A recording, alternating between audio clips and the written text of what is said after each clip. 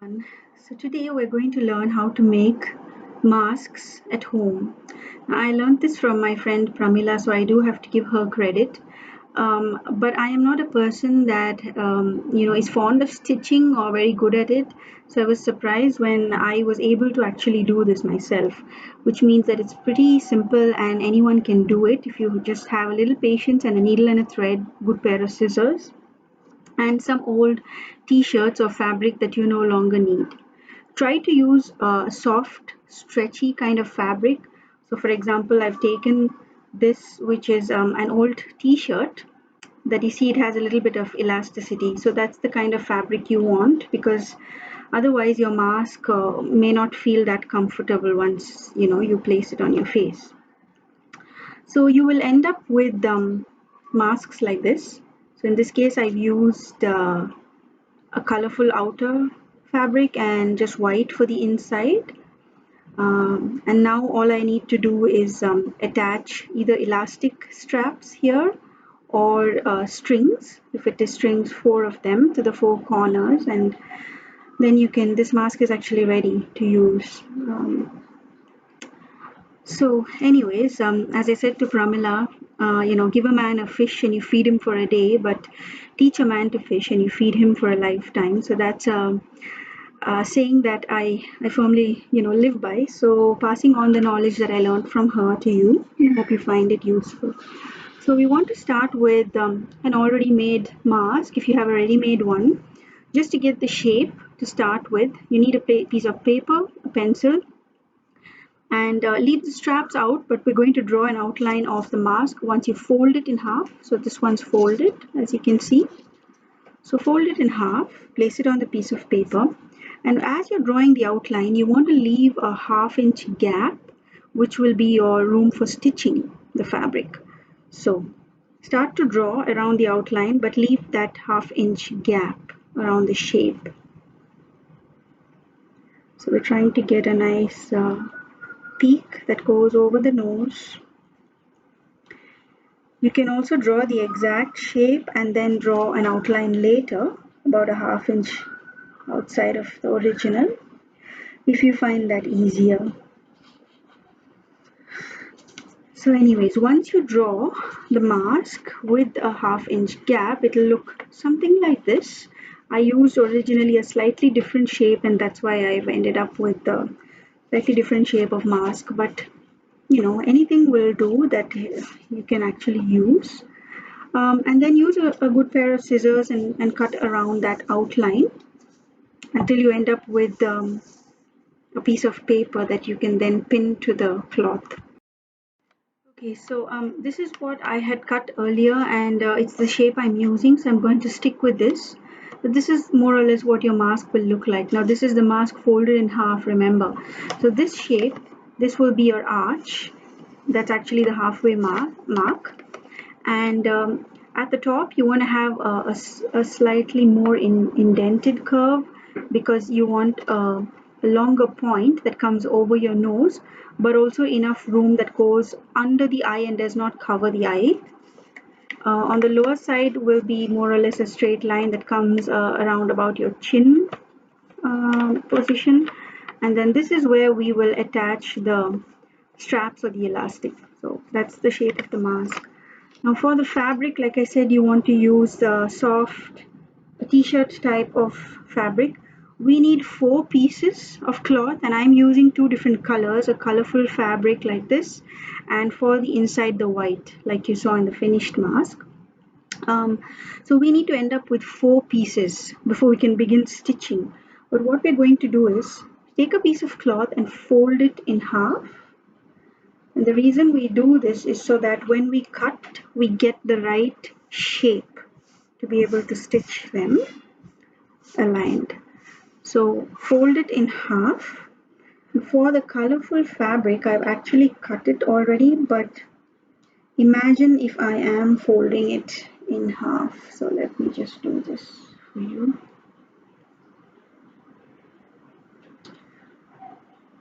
Right, so imagine I had one piece and I folded that in half as well. So I'm going to place them all together.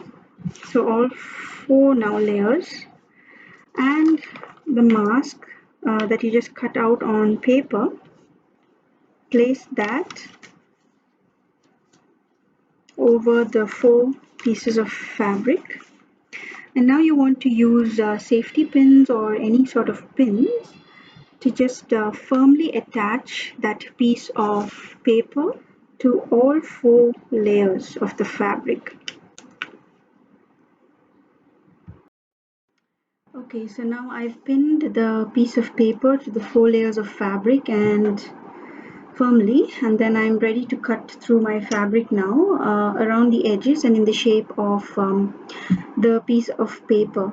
You want to use a good heavy duty pair of scissors if you have one that cuts cleanly through cloth, just so that it'll be easier for you, especially if you're cutting through all four layers at a time. It's also okay to do it two layers at a time if you find it's difficult or too thick. Okay, so once you've cut it, then you'll have the fabric now in the shape of that cutout. So you can unpin it. Okay, so now we're ready to begin stitching. So you take two pieces.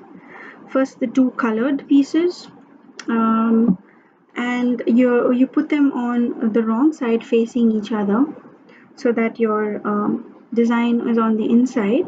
And now you're stitching, just make sure that the edges coincide, like the pointy edge with the pointy edge of the other piece. You just adjust it a little bit so that they are coinciding as much as possible. And then on the long arch portion of the cloth, so we are going to stitch now this whole arch, and that's it for now, just only that arch.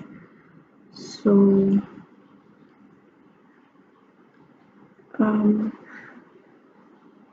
you take a needle and thread with a cloth, with a thread that matches the color of the cloth, and you can begin from one edge and go all the way down to the other edge of the arch. We're just doing an ordinary running stitch, so of course not the thread on one end, and then you can begin from here. So a running stitch is basically where you just go that way in and out as much as the needle will go through, and then pull it through. So now when you make sure you straighten out the fabric after you do that, so you can see that's what a running stitch looks like. And once you're finished with one set of stitches, you want to come back and do a small little back stitch, just one, just to make sure you hold that set of stitches in without it starting to get crushed up again. So something like that. Okay, and now you can move on.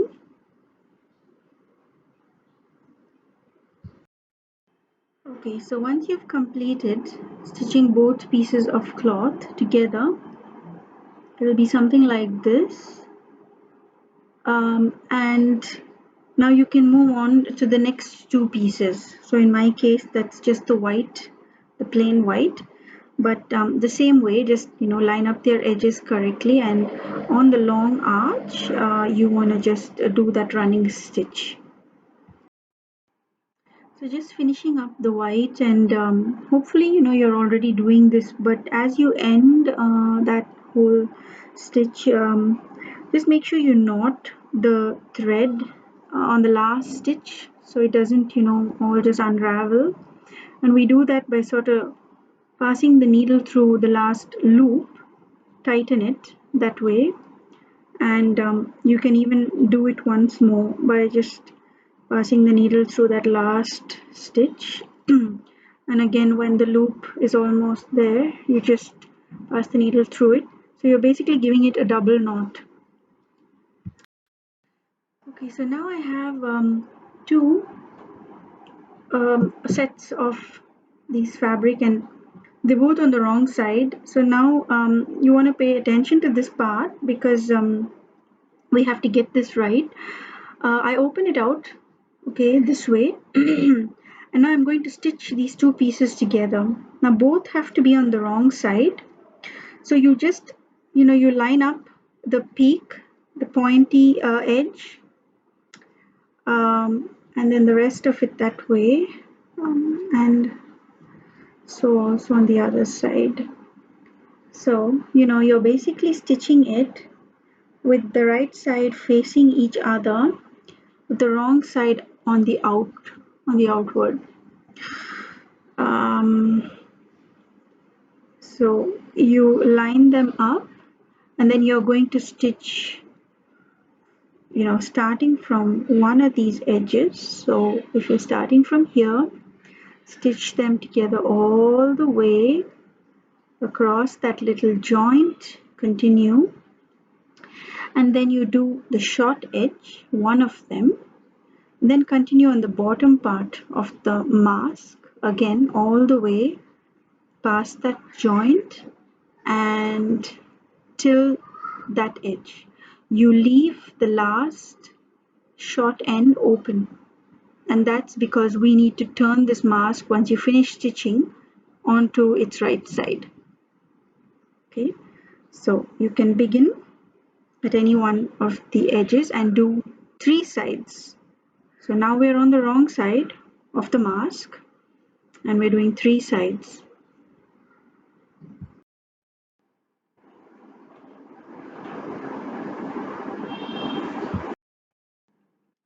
Okay, so now once you've finished attaching the two pieces on 3 sides like that, now you have to turn it over because this is the wrong side.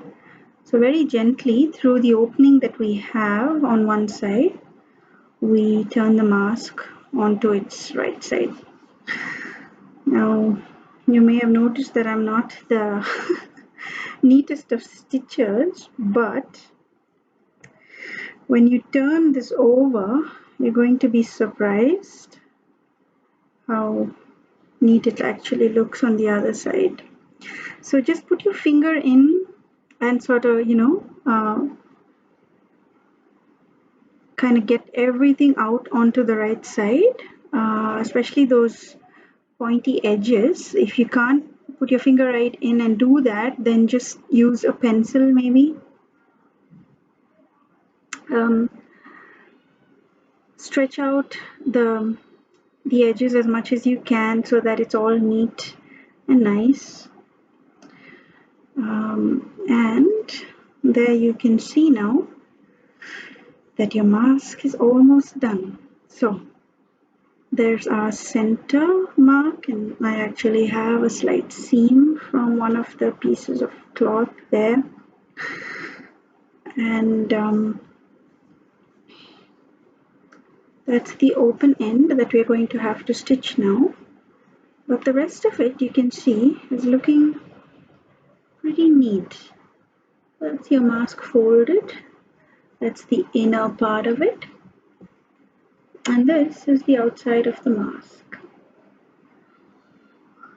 And now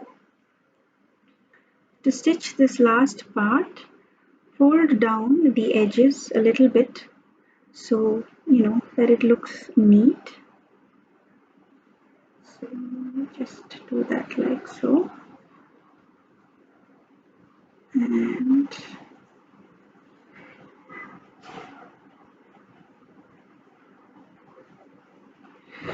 so once you fold them down, and then you're just going to do another running stitch now, but it looks a lot neater.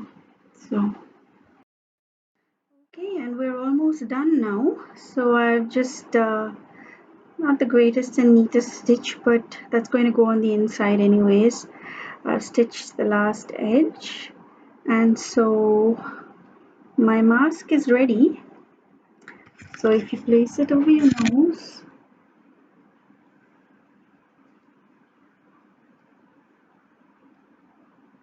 not bad.